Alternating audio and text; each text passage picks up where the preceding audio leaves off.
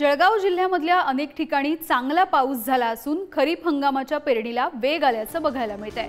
बहुतांश भागामध्ये मजुरांच्या माध्यमातून कापूस आणि इतर पिकांच्या पेरणीला सुरुवात झाली आहे। जळगाव जिल्ह्यामध्ये प्रामुख्याने खरीपाच्या हंगामामध्ये कापूस, कडधान्य, ज्वारी, बाजरी आणि मका या पिकांची पेरणी केली जाते।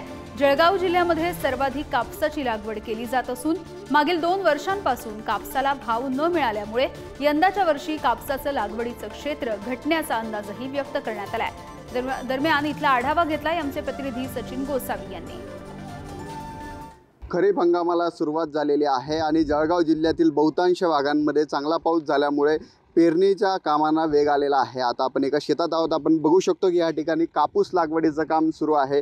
या ज्या काही महिला आहेत या कापूस लागवडीचं काम करत आहेत। आपण जर बघितलं तर जळगाव जिल्ह्यात प्रामुख्याने कापसाची लागवड केली जाते, त्यानंतर कडधान्य, ज्वारी, उडीद, मूग या पिकांची मोठ्या प्रमाणावर लागवड केली जाते आणि त्यामुळे चांगला पाऊस यावर्षी झालेला आहे। आणि आपण जर बघितलं तर जून महिन्यात 2-3 पाऊस चांगले पडल्यामुळे कुठेतरी कापूस लागवडीला सुरुवात झालेली आहे। आपण जर बघितलं तर जळगाव जिल्ह्यामध्ये कापूस प्रामुख्याने मोठ्या प्रमाणावर लागवड केली जाते, परंतु 2 वर्षापासून आपण जर बघितलं तर कापसाला भाव मिळत नसल्यामुळे कुठेतरी यावर्षी कापसाचं क्षेत्र हे घटणार असल्याचं देखील बोललं जात आहे। त्यामुळे एकंदरच चांगला पाऊस जिल्ह्यातील काही भागात झालेला आहे, त्यामुळे खरीपाची जी पेरणी आहे त्याला वेग आल्याचं आपल्याला पाहायला मिळतं आहे। अजून चांगला पाऊस पडावा अशी अपेक्षा देखील शेतकऱ्यांनी व्यक्त केली आहे। सचिन गोसावी, पुढारी न्यूज, जळगाव।